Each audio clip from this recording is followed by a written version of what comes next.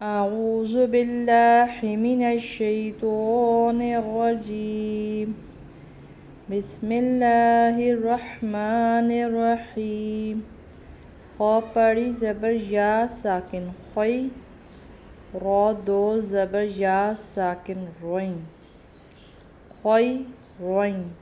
یا پڑی زبر یا خوئی روئیں یا را پڑی زبر را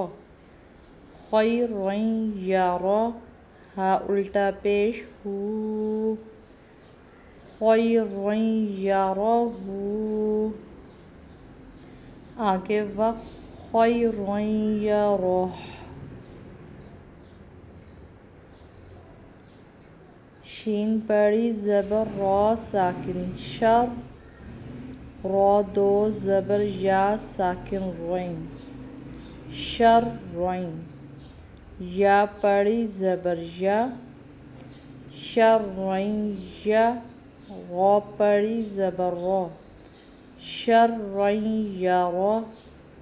ہا الٹا پیش ہو شر روئیں یا را ہو آگے وقف شر روئیں یا روح اب ہم اس کے اصول کی طرف آتے رولز کی طرف آتے کہ تجوید کے لحاظ سے ہم نے اس کو کیا رولز اس میں لگے حروف لین کے رول سے خا پڑی زبر یا ساکن یعنی زبر کے بعد یا ساکن آئے گا تو ہم اس کو لمبا نہیں کریں گے، اس کو سافٹ پڑھیں گے، نرم پڑھیں گے۔ خوئی را کے اوپر تنوین تھی، دو زبر تھی مگر آگے یا ساکن آ رہی تھی، جزم شد آ رہا تھا اس پہ تو اس کے ساتھ ملا دیں گے، جوڑ دیں گے تو روئیں یا را پڑی زبر را جب زبر ہوتی ہے را پہ تو اس کو موٹا پڑھتے ہیں۔ خوئی روئیں یا را ہا کے اوپر الٹا پیش تھا جسے تقریباً 2 الف کے برابر لمبا کرتے ہیں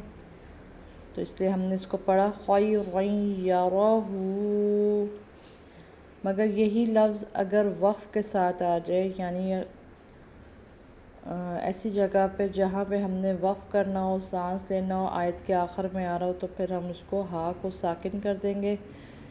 یعنی کہ اس کی ہا پڑھی جائے گی لیکن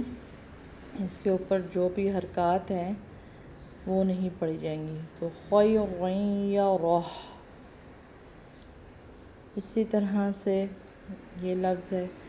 اس میں شین کے اوپر زبر تھا، را پر شد تھی تو یہ اس کے ساتھ جوڑ دیا، ملا دیا، شر پھر را دو زبر یا ساکن روئیں یہاں پر بھی ان کو ہم نے ملا دیا شد ہونے کی وجہ سے، شر روئیں یا پڑی زبر یا شر روئیں یا را اگین دوبارہ اس پہ زبر ہے تو اس کو پر پڑھیں گے، موٹا پڑھیں گے، را پڑی زبر را شر روئیں یا را ہا الٹا پیش ہو 2 الف کے برابر سے لمبا کریں گے، شر روئیں یا را ہو آگے وقف یہ جو گول دائرہ آپ کو نظر آئے یہ وقف کی علامت ہے، یہ آیت کے آخر میں ہوتا ہے تو شر روئیں یا روح ہا کو ساکن کر دیں گے وقف میں۔ آسان لفظ ہیں، پریکٹس کریں، انشاءاللہ جلد آپ کو آ جائیں گے۔ اللہ حافظ۔